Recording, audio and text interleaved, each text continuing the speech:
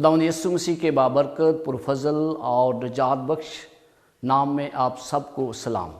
آج ہم صحائف کی تفسیر کیسے کریں کہ سبق نمبر 6 کا مطالعہ کرنے جا رہے ہیں۔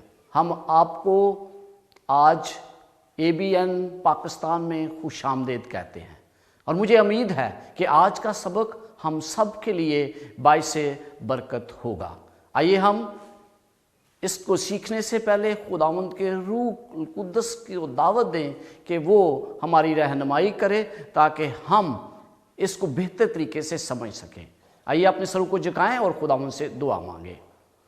خالق کائنات، اس جہاں کے بانی، ہماری زندگیوں کے وارث، میں اپنے آپ کو خداوند تیرے حوالے کرتا ہوں۔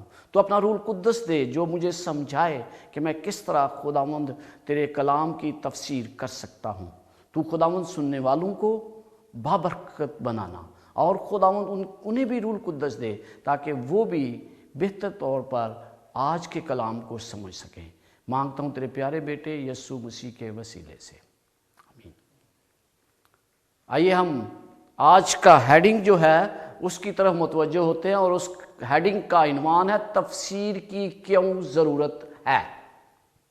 بائبل کی مختلف طریقے سے تفسیر کی جاتی ہے۔ کیا یہ ہماری زندگیوں پر اثر انداز ہوتی ہے؟ کیا اس کا تعلق ہماری نجات سے ہے؟ کس طرح میں بائبل کی تفسیر کرتا ہوں اور کس طرح میں بائبل کو سمجھتا ہوں؟ یس، اس کا ضرور ہماری نجات سے بھی تعلق ہے، اور پھر میرے چال چلن سے بھی اس کا بڑا گہرا تعلق ہے۔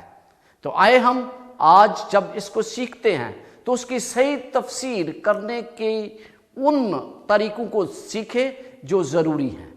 حفظ کرنے کی آیت عبرانیوں 11 باب اور اس کی 6 آیت ہے۔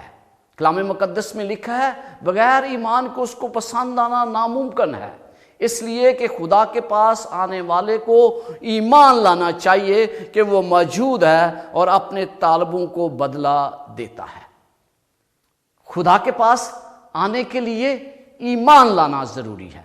اگر میرے پاس ایمان نہیں ہے تو پھر میں خدا کے پاس کس طرح آ سکتا ہوں؟ بعض لوگ یہ بڑی آسانی سے کہہ دیتے ہیں کہ میں یسوع پر ایمان رکھتا ہوں، لیکن ایمان کیا ہے؟ بنیادی طور پر جب میرا ایمان یسوع مسیح پر ہے تو میں اس کے حکموں پر عمل کروں گا۔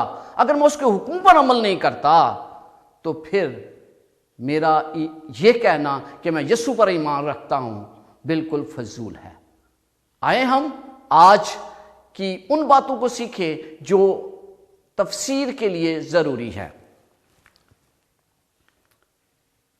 آج کا سبق ہر مسیح کے لیے بڑی اہمیت کا حامل ہے، کیونکہ ہر کوئی جانتا ہے کہ یسوع مسیح ایک ہے، بائبل ایک ہے، روح القدس ہمارا استاد، مددگار اور رہنما ایک ہے۔ بائبل کے مطابق ایمان بھی ایک ہے، سچائی بھی ایک ہے، بپتسمہ بھی ایک ہے، پھر 4000 فرقے کیوں ہیں؟ ہمیں سوچنے کی ضرورت ہے کہ اتنے زیادہ فرقوں کی وجہ کیا ہے؟ کیوں ہم فرقوں میں بٹ گئے ہیں؟ اس کی وجہ بائبل کی تشریح ہے، کیونکہ ہر کوئی بائبل کی تشریح اپنے طور پر کر رہا ہے۔ آج ہم چند اصول بیان کریں گے جو بائبل کی تشریح میں بڑی اہمیت رکھتے ہیں، جو سچائی تک رسائی حاصل کرنے میں ہمارے لیے باعث مددگار ہیں۔ ضرورت اس بات کی ہے کہ ہم بائبل کی صحیح تفسیر کریں۔ جب ہم کوئی حوالہ پڑھتے ہیں تو ہمیں پتہ ہونا چاہیے کہ یہ تمثیل ہے، علامتی، نبوتی، یا خواب ہے، یا کوئی تاریخی کہانی ہے۔ ہمیں سب سے پہلے کوشش کرنی چاہیے کہ ہم کسی بھی حوالے کی تشریح بائبل کے ذریعے کریں۔ جب ہمارے سامنے کوئی نبوتی حوالہ یا نبوتی پیشن گوئی آتی ہے تو ہمیں پتہ ہونا چاہیے کہ علامتوں سے کیا مراد ہے، اس کا مطلب کیا ہے۔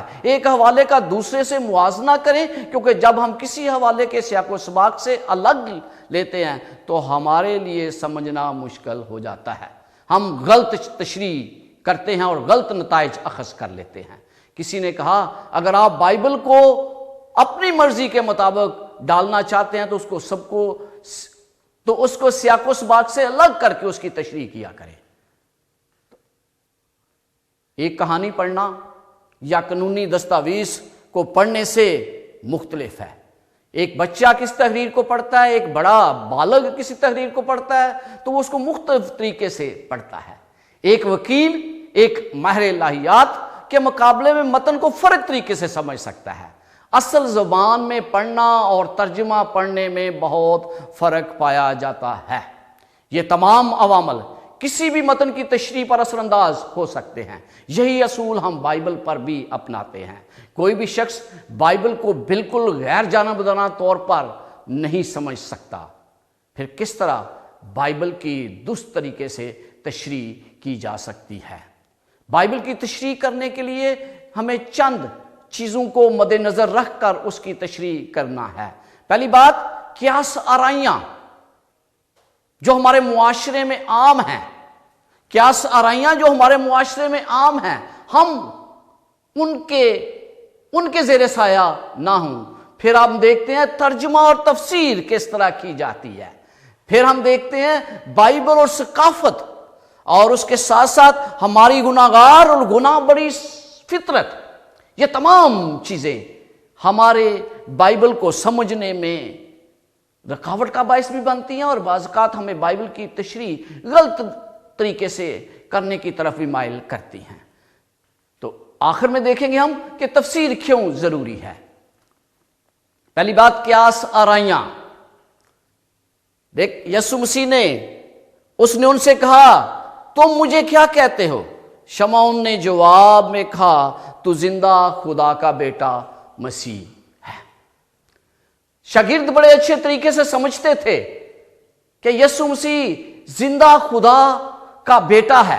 ابتدا میں ہی انہوں نے سمجھ لیا، لیکن 3.5 سال تک یسوع مسیح کے پیروکار کا ایمان تھا کہ وہ مسیح ہے۔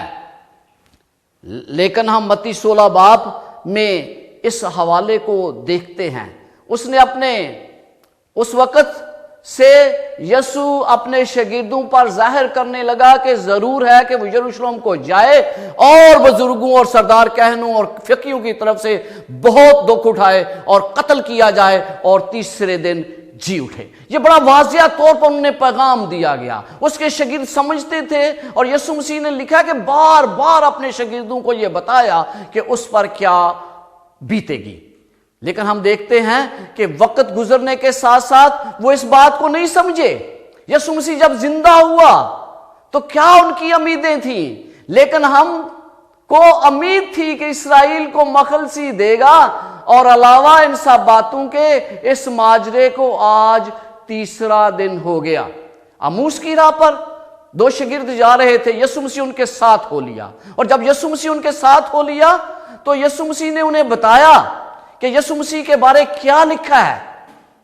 وہ اس بات کے منتظر تھے کہ یسوع مسیح زندہ ہو گیا ہے، لیکن وہ سمجھتے نہیں تھے۔ لیکن یسوع مسیح نے انہیں یہ نہیں کہا کہ دیکھو میں زندہ ہو گیا ہوں، مجھ پر ایمان لاؤ، یہ معجزہ ہو گیا ہے۔ لیکن یسوع مسیح نے کیا کیا؟ ان کی توجہ کلام کی طرف دلائی۔ ضروری ہے کہ ہم کلام کی طرف توجہ دیں اور کلام کو روح القدس کے ذریعے سمجھنے کی کوشش کریں۔ وہ ابھی تک اس بات نہیں سمجھتے تھے، وہ یہ سوچتے تھے کہ اسرائیل کو رہائی دے گا یسوع مسیح، اپنی بادشاہت یہاں قائم کرے گا، اس کے باوجود کہ وہ جانتے تھے کہ وہ یسوع مسیح خدا کا زندہ بیٹا ہے۔ ہم دیکھتے ہیں کہ تاہم انہوں نے مسیح کے آنے کے نظریے کو غلط طریقے اور اپنے مسخ شدہ خیالات کے تابع کر دیا، کیونکہ وہ قیاس آرائیوں پر مبنی تعلیم کی طرف مائل تھے، اور انہیں یہ جانتے تھے، وہ یہ ان کا خیال تھا کہ جب یسوع مسیح آئے گا تو انہیں رومیوں سے آزاد کر دے گا، اپنی بادشاہت قائم کرے گا۔ یہ ان کے پہلے سے قیاس آرائیاں تھیں جو تمام یہودی قوم میں پائی جاتی تھی۔ لیکن یسوع مسیح نے اور روح القدس نے ان کی مدد کی تاکہ وہ مسیح کے آنے کے صحیح مقصد کو سمجھ جائیں۔ ہم پھر دیکھتے ہیں کہ کلام مقدس ہمیں بار بار بتاتا ہے، بائبل کی تشریح کرتے وقت ہم اپنے تجربے، اپنے علم اور اپنی قیاس آرائیوں سے بھی متاثر ہو سکتے ہیں۔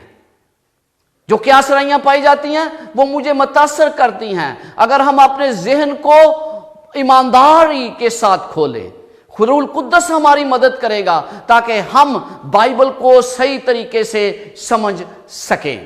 جہاں تک کہ مسیح کے جھوٹنے کے بعد بھی وہ یہ سمجھ رہے تھے کہ یسوع مسیح کا دنیا میں آنے کا مقصد یہ ہے کہ اسرائیلیوں کو پھر سے بادشاہی عطا کرے. سیونتھ ایڈوینٹسٹ چرچ کی تحریک دانیل 8:14 کے مطابق یسوع مسیح کی آمد سے منسلک تھی. وہاں پر لکھا ہے کہ 2300 صبح شام اور اس کے بعد مقدس پاک کیا جائے گا. سیونتھ ایڈوینٹسٹ لوگوں نے یہ سمجھا کہ زمین خدا کا مقدس ہے، حالانکہ بائبل میں کہیں نہیں لکھا کہ زمین خدا کا مقدس ہے. اس وقت ہیکل موجود نہیں تھی، اسی لیے انہوں نے غلط اندازہ لگایا. اور غلط اندازہ لگانے کی وجہ کیا تھی؟ قیاس آرائیاں تھیں. عزیزو، اس کی وجہ سے کلیسیا کو پس ہمتی کا سامنا کرنا پڑا. اس کی وجہ کیا تھی؟ کیونکہ انہوں نے اپنی عقل، اپنی قیاس آرائی سے بائبل کو سمجھنے کی کوشش کی. اس لیے قیاس آرائیوں سے گریز کیا جانا چاہیے. ایک اور بات جو آج کل بڑی اہم ہے اور میں آپ کو توجہ اس طرف دلانا چاہتا ہوں، مکاشفہ 1 اور اس کی 10 آیت میں کیا لکھا ہے؟ لکھا ہے کہ خداوند کے دن روح میں آ گیا اور اپنے پیچھے نرسنگے کی سی یہ ایک بڑی آواز سنی. اب یہاں پر لکھا ہے خداوند کا دن. یہ کیا سرائی ہے اور یہ بہت اہم ہے مسیحی قوم میں، اور وہ سمجھتے ہیں کہ خداوند کا دن اتوار ہے، جبکہ بائبل مقدس کے برعکس بیان کرتی ہے. خروج 20 اور اس کی 10 آیت میں خداوند یہ کہتا ہے کہ میرا دن کون سا ہے. آئیے خروج 20 اور اس کی 10 آیت بائبل مقدس میں سے پڑھتے ہیں. لکھا ہے لیکن 7واں دن خداوند تیرے خدا کا سبت ہے. اس کے ساتھ ساتھ یسایہ 58 اور اس کی 14 آیت میں اور 13 آیت میں بڑا واضح طور پر لکھا ہے اگر تو سبت کے دن اپنا پاؤں روک رکھے اور میرے مقدس دن میں اپنی خوشی کا طالب نہ ہو اور سبت کو راحت اور خداوند کا مقدس اور معظم کہے اور اس کی تعظیم کرے، اپنا کاروبار نہ کرے اور اپنی خوشی اور بے فائدہ باسو سے دستبردار رہے، تب تو خداوند میں مسرور ہوگا اور میں تو یہ دنیا کی بلندیوں پر لے چلوں گا اور میں تیرے باپ یعقوب کی میراث سے کھلاؤں گا، کیونکہ خداوند ہی کے منہ سے یہ ارشاد ہوا ہے.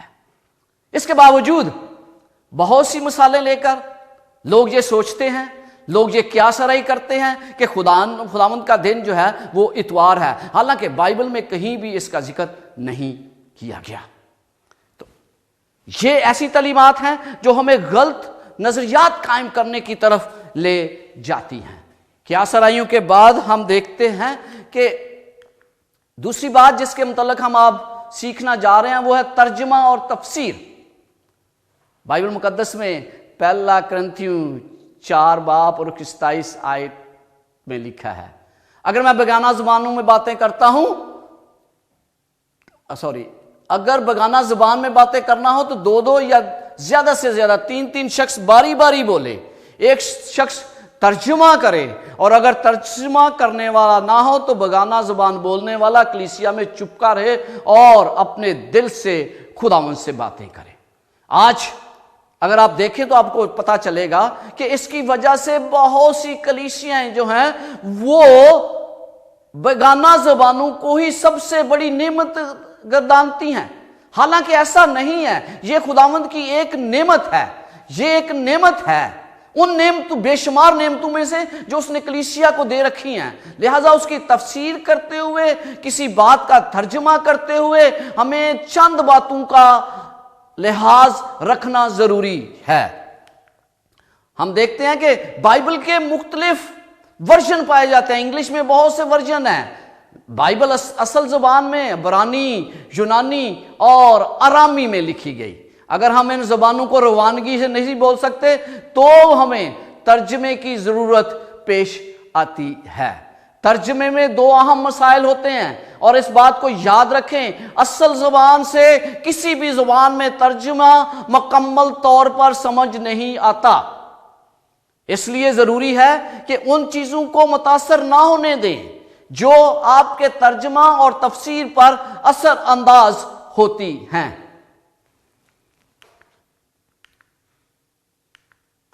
ترجمہ اور تفسیر، جیسے میں نے کہا، یونانی، آرامی اور عبرانی زبان میں بائبل لکھی گئی ہے۔ ان حدود کی وجہ سے مختلف ترجموں کا مطالعہ کرنے کا مشورہ دیا جاتا ہے۔ ہم اصل متن کے معنی کو بہتر طور پر سمجھ سکتے ہیں جب ہم مختلف ترجمے پڑھتے ہیں، ان پر غور کرتے ہیں، تاکہ ہم بائبل کی سچائیوں کو آسانی سے سمجھ سکیں۔ جب ہم مختلف ترجموں کو پڑھتے ہیں تو بائبل بہتر طور پر سمجھ سکتے ہیں۔ اپنے نظریات ہمیں متاثر نہیں کر سکتے، ہم بائبل ہی کی بات کرتے ہیں اور پھر اسی کے مطالعے کی طرف ہم توجہ دیتے ہیں۔ انگلش میں تو بہت سے ورژن ہیں جیسے میں نے بتایا، لیکن اردو میں ہمارے پاس 4 ترجمے موجود ہیں۔ پہلا ترجمہ جو آپ کو بائبل سوسائٹی سے عام ملتا ہے، اور یہ ترجمہ آپ کسی بھی بائبل سوسائٹی یا کرسچن بک سینٹر سے لے سکتے ہیں۔ دوسرا ترجمہ یہ ہمارے رومن کیتھولک بھائیوں نے جو کیا ہے، یہ وہ ترجمہ، اور یہ بھی آپ کو بائبل سوسائٹی سے مل سکتا ہے۔ یہ تیسرا ترجمہ جو ہے، یہ NIV انگلش کا جو ترجمہ ہے اس سے ترجمہ اردو میں کیا گیا ہے۔ اس کے ساتھ ساتھ یہ ایک اور ترجمہ ہے جن کا یہ دعویٰ ہے کہ یہ عبرانی، آرامی اور یونانی زبان کے اصل متن سے کیا گیا ہے۔ تو آپ کوئی بھی ترجمہ پڑھیں، لیکن یہ ہمیشہ خیال رکھیں کہ بائبل کی تشریح اپنے طور پر نہ کریں، بلکہ بائبل کو خود بائبل کی تشریح کرنے دیں۔ اس کے ساتھ ساتھ بائبل اور ثقافت ہے۔ ثقافت بھی بائبل پر بہت اثر انداز ہوتی ہے، اور خروج 20 باب اور اس کی 5 آیت میں لکھا ہے، اور جو مجھ سے عداوت رکھتے ہیں ان کی اولاد کو 3 اور 4 پشت تک باپ دادا کی بدکاری کی سزا دیتا ہوں۔ کیا خدا کسی کے گناہ کی سزا کسی اور کو دیتا ہے؟ اور اگر آپ سے میں پوچھوں تو آپ یہ کہیں گے کہ ہرگز نہیں۔ اگر نہیں دیتا جی پھر آیت مجھ سے کیا کہہ رہی ہے؟ حقیقت میں جب میں اپنی اولاد کو اسی ثقافت کے تابع کر دیتا ہوں جس کا میں فالور رہا ہوں، تو پھر وہ اس ثقافت کو ترک نہیں کرتے، ان رسم و رواج کو ترک نہیں کرتے جو ان کی زندگیوں کا ایک حصہ بن جاتے ہیں۔ کبھی نہ کبھی زندگی میں کوئی نسل ایسی آئے گی جو تبدیل ہو جائے گی، لیکن وقت گزرتا جاتا ہے اور لوگ جو ہیں وہ ثقافت کو ترک نہیں کرتے۔ اسی وجہ سے خدا نے کہا کہ کیونکہ وہ سچائی کو قبول کرنے کے لیے تیار نہیں، اس لیے ان کی نسلیں بھی تباہ ہو جاتی ہیں۔ بائبل کے مصنفین کا تعلق مختلف ثقافتوں سے تھا۔ یہ عبرانی تھے، یہ قصدی تھے، یہ یونانی تھے، یہ رومی بھی تھے۔ لہذا ان کی تحریریں اس وقت تک ہم بہتر طور پر سمجھ نہیں سکتے جب تک ہم ان کی ثقافت کو بہتر طریقے سے نہیں سمجھ سکتے۔ لہذا جب آپ بائبل کے کسی ریفرنس کا مطالعہ کرتے ہیں تو بائبل کی ان لوگوں کی ثقافت کو بھی مد نظر رکھیں کہ وہ کیا لکھ رہے ہیں، کیوں لکھ رہے ہیں، اور پھر ان کے رسم و رواج کیا تھے، ان کی ثقافت کیا تھی۔ ہم دیکھتے ہیں مثال کے طور پر عبرانی ثقافت میں انسان اس عمل کا بھی ذمہ دار ہوتا ہے جو اس نے کیے تو نہیں لیکن ہونے دیے۔ اس لیے وہ بعض باتوں کو خدا سے منسوب کر دیتے ہیں، کیونکہ خدا نے ہونے دیا اس لیے خدا اس کا ذمہ دار ہے۔ مثال کے طور پر وہ کہتے ہیں کہ بچوں کو ان کے والدین کے گناہوں کی سزا دی جائے گی، جیسے کہ یہ لکھا ہے، لیکن ایسا نہیں ہے۔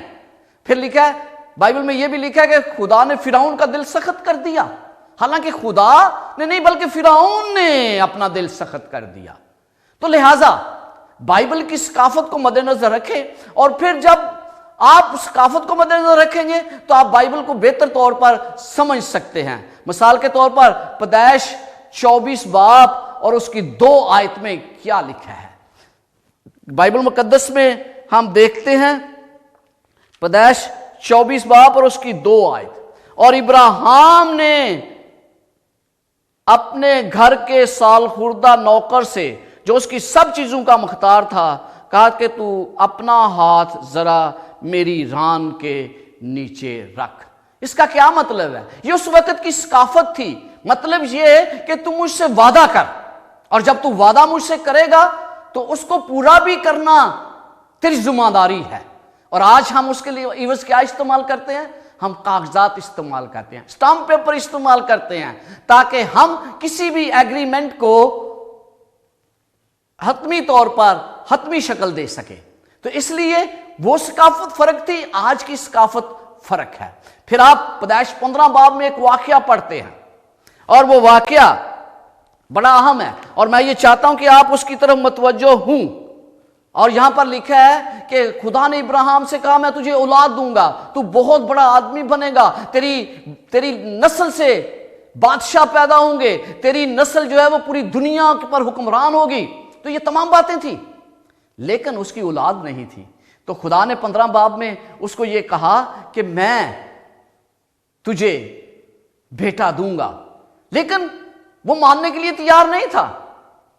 تو خدا نے کہا کہ میں تیرے ساتھ عہد باندھوں گا، اور جب خدا نے اس سے ساتھ عہد باندھا تو اس نے کہا کہ بھائی ایسا کر، تو چند جانور ذبح کر اور ان کے گوشت کے ٹکڑے کر دے۔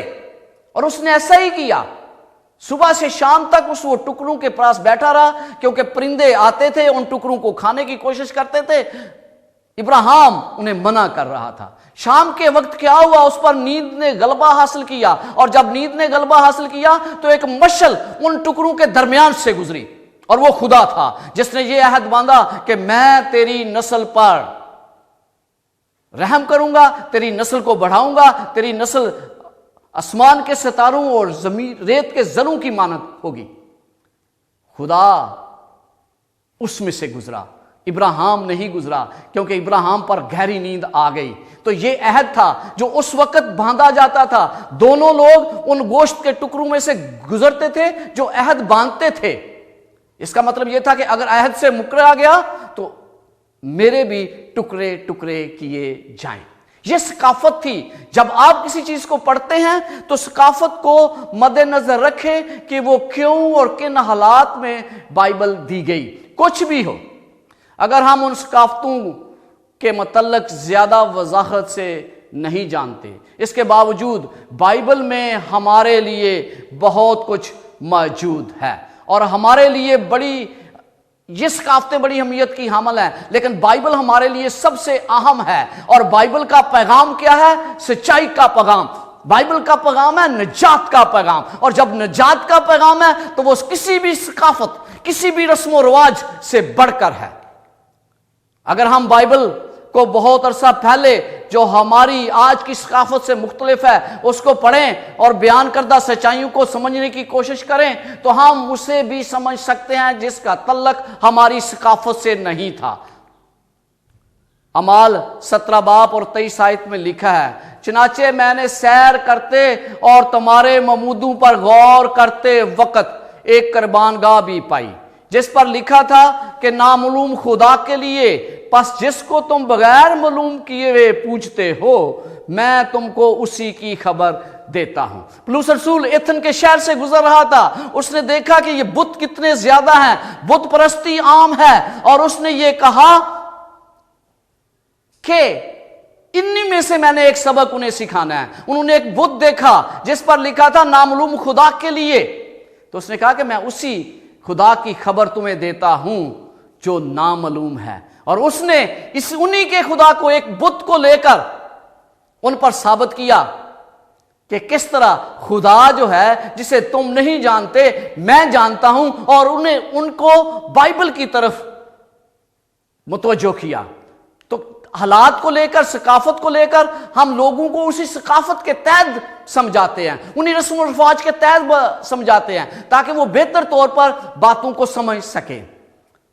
پھر ایک اور چیز جو بائبل کی تشریح پر اثر انداز ہوتی ہے وہ ہماری گناہگار اور گناہ بڑی فطرت ہے جو بائبل کو سمجھنے میں ہمارے لیے باعث رکاوٹ بن سکتی ہے۔ ہم دیکھتے ہیں یسوع نے ان سے کہا کہ تم اندھے ہوتے تو گناہگار نہ ٹھہرتے، مگر اب کہتے ہو کہ ہم دیکھتے ہیں پس تمہارا گناہ قائم رہتا ہے۔ یوحنا رسول کی انجیل میں فقیوں اور فریسیوں کا سامنا یسوع مسیح کے ساتھ ہوا۔ انہوں نے کہا تم دیکھتے ہو پر عمل نہیں کرتے، تو انہوں نے جب کہا کہ ہم دیکھتے ہیں، ہمیں سب کچھ پتا ہے، تو یسوع مسیح نے کہا کہ اگر تم اندھے ہوتے تو گناہگار نہ ٹھہرتے، لیکن تم دیکھتے ہوئے گناہ کرتے ہو، دیکھتے ہوئے بھی باتوں کو نہیں مانتے، اس لیے تم گناہگار ٹھہرتے ہو۔ جب مجھے بائبل میں سب کچھ نظر آتا ہے، جب یہ بائبل مجھے سب کچھ بتاتی ہے، تو پھر اگر میں اپنی مرضی کرتا ہوں، اپنی فطرت کے مطابق چلتا ہوں، تو پھر میں گناہگار ٹھہرتا ہوں۔ اور اس لیے ضروری ہے کہ میں اپنی مرضی کے بجائے خدا کی مرضی کی طرف متوجہ ہوں۔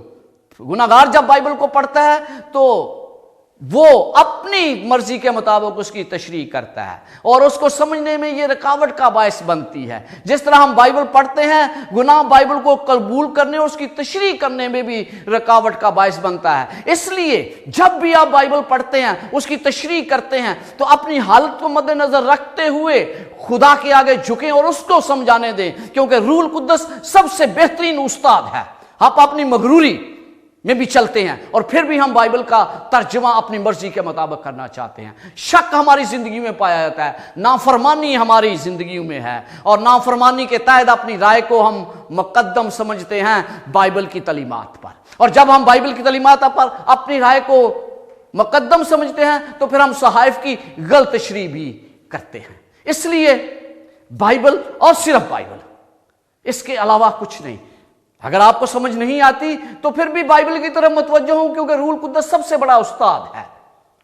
بعض اوقات مسیحی لوگ اپنی بات کو سچ ثابت کرنے کے لیے بائبل مقدس کی غلط تشریح کرتے ہیں، کیونکہ وہ کلام کے مطابق اپنے آپ کو تبدیل نہیں کرنا چاہتے، بلکہ کلام کو اپنی نافرمانی کی بینٹ چڑھا دیتے ہیں، اور بائبل کی تشریح اسی طرح کرتے ہیں جس طرح ان کی مرضی ہوتی ہے۔ مثال کے طور پر بشارتی میٹنگز میں نے اٹینڈ کی ہیں، میں نے خود بھی لوگوں کو پیغام دیا ہے۔ جب وہ پیغام سنتے ہیں تو وہ قائل ہوتے ہیں، لیکن تھوڑی دیر کے بعد وہ پھر سے اس تعلیم کو جو انہیں دی جاتی ہے مکر جاتے ہیں۔ مثال کے طور پر سبت کی تعلیم ہے، اور جب انہیں کہا جاتا ہے کہ سبت کا دن، تو وہ کہتے ہیں ہاں بائبل میں لکھا ہے ہفتہ جو ہے سبت کا دن ہی ہے، لیکن ان کی اپنی گناہگار اور گناہ بڑی فطرت غالب آ جاتی ہے، اور اس کے بعد وہ اس تعلیم کو بھول جاتے ہیں۔ پھر میں نے کئی دفعہ یہ سوال کیا ہے، میں نے پادری صاحبان سے یہ سوال کیا ہے کہ 10 احکام کو آپ مانتے ہیں؟ ہاں جی ہم مانتے ہیں 10 احکام کو، لیکن بعض پتہ کیا کہتے ہیں کہ خدا نے یسوع مسیح نے اسے صلیب پر کیلوں سے جڑ دیا ہے۔ بھئی اگر جڑ دیا ہے تو پھر آپ کو کوئی حکم بھی ماننے کی ضرورت نہیں ہے۔ پھر آپ زنا کر سکتے ہیں، آپ چوری کر سکتے ہیں، آپ ماں باپ کو جھوٹا قرار دے سکتے ہیں، آپ ماں باپ کی عزت نہ کریں، آپ خدا کو نہ مانیں، کیونکہ آپ نے کہا کہ سب احکام کو صلیب پر جڑ دیا۔ نہیں ہم یہ نہیں کر سکتے۔ لیکن جب میں چوتھے حکم کی طرف آتا ہوں، سبت کے حکم کی طرف، تو وہ کہتے ہیں نہیں یہ بدل گیا ہے۔ بھائی اگر 9 نہیں بدلے تو 1 کیسے بدل گیا؟ یہ ہے بائبل کی غلط تشریح کرنے کا طریقہ کار، کہ ٹھیک ہے وہ اپنی مرضی کے مطابق اپنی فطرت سے باز نہیں آتے، اور اسی لیے وہ بائبل کی غلط تشریح کرتے ہیں۔ پھر ہم آتے ہیں ہماری حالت کیا ہے۔ میں بائبل پر مان رکھتے ہوئے اور اپنے آپ کو مکمل طور پر خدا کے سپرد کرتے ہوئے اس کا مطالعہ کرنا چاہوں گا۔ میں یہ چاہوں گا کہ خدا مجھ میں وہ تبدیلی پیدا کر دے جو خداوند چاہتا ہے۔ میں خداوند سے یہ دعا کروں گا کہ وہ میرے کردار کی تعمیر کرے۔ میں یہ روح القدس کو اجازت دوں گا کہ وہ میری زندگی پر اثر انداز ہو، اور جب میں اسے اجازت دوں گا تو وہ میری زندگی کو تبدیل کر دے گا اور مجھے تمام سچائی سے آگاہ کر دے گا۔ تو اس لیے ضروری ہے کہ میں اپنے آپ کو خدا کے تابع کر دوں، اس کے روح القدس کے تابع کر دوں، تاکہ میں بائبل کو بہتر طریقے سے سمجھ سکوں۔ انسانی روایات کو اپنانے کے لیے خدا کے حکام کو رد کر دیتے ہیں۔ یسوع مسیح نے فقیہوں اور فریسیوں سے کہا کہ تم انسانی روایات کو اپنانے کی وجہ سے خدا کے حکام کو رد کر دیتے ہو، اور آج بھی اگر میں بائبل کی باتوں کو اپنی روایات کے تحت اپنانا چاہتا ہوں، اپنی روایت کے تحت تشریح کرتا ہوں، تو پھر میں بھی ان فقیوں اور فریسیوں کی طرح ہوں۔ پھر لوگ کہتے ہیں یہ فضل کا زمانہ ہے، خدا کی شریعت ختم ہو چکی ہے۔ عزیزو، فضل کا زمانہ کیا ہے؟ فضل کا زمانہ تو شروع سے تھا، اور فضل کا زمانہ آج بھی ہے۔ خدا آج بھی فضل کے تحت ہی بچاتا ہے، لیکن شریعت جو ہے وہ ایک آئینہ ہے جو مجھے دکھاتی ہے کہ مجھے کس راہ پر چلنا ہے، اور مجھے یہ دکھاتی ہے کہ میں خدا کا پیروکار ہوں کہ شیطان کا پیروکار ہوں۔ اگر میں شریعت کو ختم کرنا سمجھتا ہوں تو پھر فضل بھی ختم ہو جاتا ہے۔ اس لیے ضروری ہے کہ میں فضل کے زمانے میں رہتے ہوئے شریعت کو پڑھوں اور دیکھوں کہ میں کہاں پر اپنے آپ کو درست کر سکتا ہوں، کیونکہ یہ ایک آئینہ ہے جو مجھے دکھاتا ہے کہ میں کہاں غلط ہوں۔ پھر ہم دیکھتے ہیں تفسیر کیوں ضروری ہے، بائبل کی تفسیر کیوں ضروری ہے۔ پھر اس نے ان کا ذہن کھولا تاکہ کلام مقدس کو سمجھے۔ لوکا 24 باب اور اس کی 45 آیت۔ وہ کلام مقدس کو نہیں سمجھتے تھے، اس لیے لکھا ہے کہ اس نے ان کا ذہن کھولا کہ کلام مقدس کو سمجھیں۔ مجھے اور آپ کو خدا سے دعا کرنی ہے کہ میرے اور آپ کے ذہن کو بھی کھولے تاکہ ہم کلام مقدس کو بہتر طور پر سمجھ سکیں۔ آج ضرورت ہے کہ ہم روح القدس کے تحت بائبل مقدس کو سمجھنے کی کوشش کریں۔ اگر ہم غلط طریقے سے بائبل تک رسائی حاصل کرتے ہیں، غلط تفسیر کرتے ہیں، پھر ممکن نہیں کہ ہم صحیح نتائج نکالیں، بلکہ ہم غلط نتائج ہی نکالیں گے۔ نہ صرف ہم نجات کے منصوبے کو غلط سمجھیں گے، نہ صرف ہم خدا کے ارادوں کو غلط سمجھیں گے، بلکہ جو کچھ اس میں لکھا ہے اسے بھی غلط طور پر سمجھیں گے۔ اور جب میں غلط طور پر سمجھوں گا تو پھر میں نجات کے منصوبے سے بھی دور جا سکتا ہوں۔ بائبل کی صحیح تفسیر سے چند باتیں ہم اخذ کر سکتے ہیں۔ پہلی بات یہ کہ عقائد میں اتحاد ہوتا ہے۔ جب ہم بائبل کی تعلیم کو لیتے ہیں اور بائبل کی صحیح تفسیر کرتے ہیں تو پھر تمام عقیدوں میں اتحاد لازمی ہوتا ہے۔ تعلیم دینے میں یکسانیت ہوتی ہے، اس میں کوئی غلط یا صحیح نہیں ہوتا، بلکہ وہ ایک ہی بات کہی جا رہی ہوتی ہے۔ پھر ہم دیکھتے ہیں کلیسیا میں اتحاد آتا ہے، اس سے مقاصد میں اتحاد آتا ہے۔ جس مشن کی طرف ہم گامزن ہیں وہ ہم مل کر کرتے ہیں۔ اس لیے ضروری ہے کہ ہم اس کی تفسیر صحیح اور کامل طریقے سے کرنا سیکھ جائیں۔ ہمیں ایک طریقہ ہے جس کے تحت بائبل کی تفسیر کرنی ہے، اور وہ ہے ہرموناٹکس۔ اس کا مطلب یہ ہے کہ ہم بائبل کا حوالہ لیں، اس کا جائزہ لیں، اور دوسرے حوالے جو اسی سے تعلق رکھتے ہیں ان کو لیں، اور پھر اس حوالے کی تشریح کریں۔ اور جب ہم اس طرح تشریح کریں گے تو پھر خدا کا کلام واضح ہو جائے گا اور ہم بہتر طریقے سے اس کو سمجھ سکتے ہیں۔ آپ اور میں بہتر طریقے سے سمجھنا ہمارے لیے بائبل کو اس لیے ضروری ہے کیونکہ یہ آخری وقت ہے، اور ہم یہ نہیں چاہتے کہ ہم کسی طور پر بھی دھوکے دہی کا شکار ہو جائیں، کیونکہ بہت سے جھوٹے استاد ہیں جو بائبل کی غلط تفسیر کرتے ہیں اور ان اصولوں کو مد نظر نہیں رکھتے۔ تفسیر کیوں ضروری ہے؟ اس کے لیے ہم ایک حوالے پر غور کرتے ہیں جو لوکا رسول کی انجیل اس کا 16 باب اور 19 سے 21 آیت میں پایا جاتا ہے۔ یہاں پر ہم دو اشخاص دیکھتے ہیں، ایک امیر شخص تھا اور دوسرا غریب تھا۔ امیر شخص عیش و عشرت کی زندگی بسر کرتا ہے، لازر جو ہے اس کے برعکس غریب تھا اور اس کے ٹکڑوں پر پلتا تھا۔ ہوا کیا؟ ہوا یہ کہ ان دونوں کی وفات واقعہ ہو گئی، اور امیر شخص جو ہے وہ جہنم میں چلا گیا، جبکہ لازر جو ہے وہ ابراہیم کی گود میں پہنچ گیا۔ یہاں پر اگر آپ دیکھیں تو اس کو بہت سے لوگ غلط طریقے سے اس کی تفسیر کرتے ہیں۔ وہ کہتے ہیں کہ انسان جو ہے وہ ابراہیم کی گود میں چلا جاتا ہے مرنے کے بعد۔